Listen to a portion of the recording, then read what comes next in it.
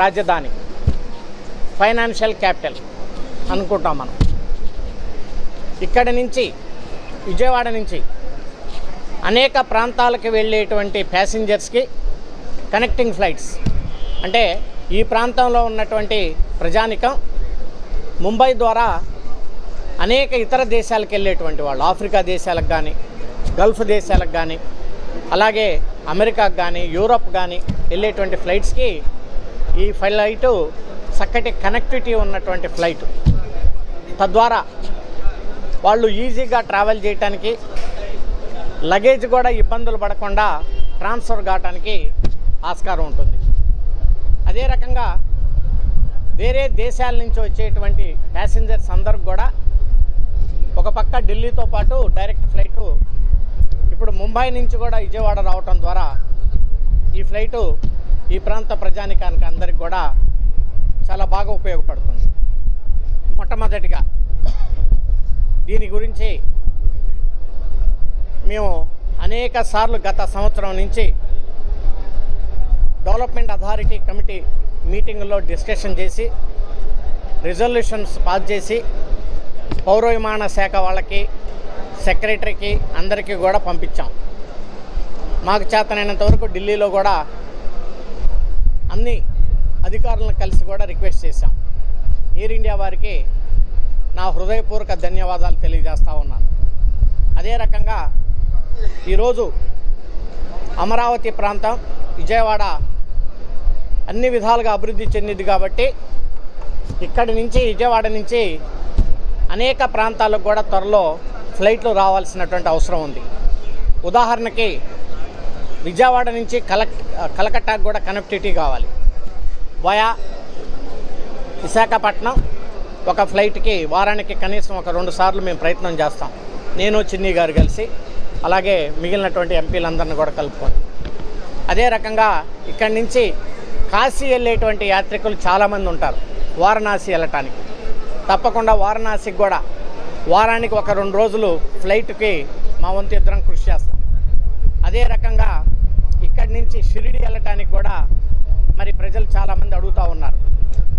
మరి అక్కడ కూడా తప్పకుండా ప్రయత్నం చేస్తాం. ఈ 3 ఇంపార్టెంట్. అదే రకంగా గత ప్రభుత్వంలో విజయవాడ నుంచి సింగపూర్కి ఫ్లైట్ ఉండేది. తిరిగి అదే పద్ధతి ద్వారా దాన్ని ప్రారంభించడానికి పెద్దలు చంద్రబాబు నాయుడు గారు, డిప్యూటీ సీఎం పవన్ కళ్యాణ్ గారితో, అలాగే రామ్మోహన్ నాయుడు గారితో కూడా మాట్లాడి మరి ఇక్కడి నుంచి సింగపూర్కి డైరెక్ట్ ఫ్లైటు, ఇక్కడి నుంచి థాయిలాండ్కి డైరెక్ట్ ఫ్లైట్ కూడా మా వంతు కృషి చేస్తాం. అదే రకంగా పక్కన ఉన్నటువంటి శ్రీలంక టూరిజంగా చాలామంది ఇక్కడి నుంచి వెళ్తూ ఉన్నారు. అక్కడికి కూడా ఒక ఫ్లైట్ వేయడానికి మా వంతు కృషి చేస్తాం. సో ఈ రాజధాని ప్రాంతం రావటం ద్వారా డెఫినెట్గా ఇక్కడ ఫ్లోటింగ్ పెరిగింది. అనేకమైనటువంటి ప్రాంతాలకి ఈ ఫ్లైట్ కనెక్టివిటీ పెంచడానికి మా వంతు కృషి చేస్తాం. మరి మీ అందరికీ తెలుసు, ప్రెస్లో చూసే ఉంటారు, ఎయిర్ ఇండియా వాళ్ళు రీసెంట్గానే చాలా పెద్ద మొత్తంలో ఫ్లైట్లు కూడా బుక్ చేశారు, కొత్త ఫ్లైట్లు. సో అవి రాగానే మరి ఇప్పుడు విజయవాడ నుంచి ఢిల్లీకి వెళ్ళడానికి ఫ్లైట్లు చాలా ఇబ్బందిగా ఉంది. ఉదయం ఒక ఫ్లైటు, సాయంత్రం ఒక ఫ్లైటే ఉంది. కానీ ఇంకొక 2 ఫ్లైట్లు కూడా మధ్యలో మనకు కావాల్సినటువంటి అవసరం ఉంది. ఇండిగో వారిని, విస్తారా వారిని, వారితో కూడా రామ్మోహన్ నాయుడు గారితో సంప్రదించి ఇంకొక 2 ఫ్లైట్లు అదనంగా విజయవాడ టు ఢిల్లీ, ఢిల్లీ టు విజయవాడని డైలీ 4 ఫ్లైట్లు వచ్చే విధంగా మా వంతు ప్రయత్నం చేస్తాం. మరి అదే రకంగా ఇక నుంచి డెవలప్మెంట్ అథారిటీ కమిటీ చిన్ని గారు, నేను గారు కలిసి కండక్ట్ చేస్తాం. చేసినప్పుడు ప్రజల యొక్క నుంచి వచ్చేటువంటి అనేకమైనటువంటి రిక్వెస్ట్లని పరిగణలో తీసుకొని డెఫినెట్గా అనేక ప్రాంతాలకి విజయవాడ నుంచి ఫ్లైట్లని తీసుకురావడానికి మరి డెఫినెట్గా ప్రయత్నం జరుగుతుంది. అదే రకంగా కొత్త టెర్మినల్ బిల్డింగ్ ఆ కాంట్రాక్టరు సరిగా చేయలేకపోవటం వల్ల ఈరోజు గన్నవరం ఇంటర్నేషనల్ ఎయిర్పోర్ట్ నుంచి బాంబేకి ఎయిర్ ఇండియా ఫ్లైట్ని ప్రారంభోత్సవం చేశాం. నేను అలాగే సోదరుడు విజయవాడ పార్లమెంటు సభ్యులు కేసినేని చిన్ని గారు, నేను ఇద్దరం కలిసి కూడా ఈరోజు డైలీ ఫ్లైట్ ఇది విజయవాడ నుంచి ముంబైకి ఎయిర్ ఇండియా ఫ్లైట్. మొట్టమొదటిగా కొత్త ప్రభుత్వం వచ్చింది. చంద్రబాబు నాయుడు గారు అలాగే పవన్ కళ్యాణ్ గారి యొక్క ఆధ్వర్యంలో ఈ అమరావతి క్యాపిటల్ రాజధాని ఏదైతే ఉందో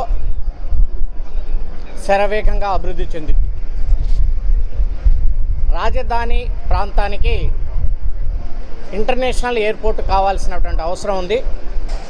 అదే రకంగా అనేక రకమైనటువంటి వివిధ ప్రాంతాలకి, విజయవాడ నుంచి అనేక ప్రాంతాలకి ఫ్లైట్ సౌకర్యాలు కూడా పెంచాల్సినటువంటి బాధ్యత ఈ ప్రభుత్వాల మీద ఉంది.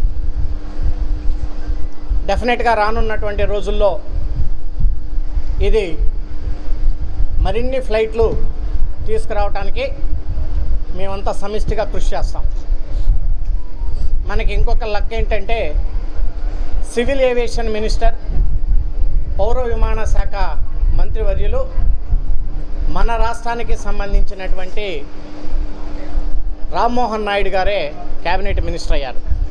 తద్వారా మనకి ఎయిర్పోర్ట్ అభివృద్ధి చేసుకోవటంలో విజయవాడ నుంచి ఈ గన్నవరం ఎయిర్పోర్ట్ నుంచి అనేక ప్రాంతాలకి మరిన్ని ఫ్లైట్లు తీసుకురావడానికి కూడా చాలా సులువుగా ఉంటుంది. ఈ ఫ్లైటు 3:50 విజయవాడలో బయలుదేరి ముంబైలో బయలుదేరి 5:50కి విజయవాడలో ల్యాండ్ అవుతుంది ఎయిర్ ఇండియా ఫ్లైట్. అదే రకంగా రిటర్న్ ఫ్లైటు ఈవినింగ్ 7:10కి ఇక్కడి నుంచి డిపార్చర్ టైము 9 గంటలకి ముంబైలో ల్యాండ్ అవుతుంది.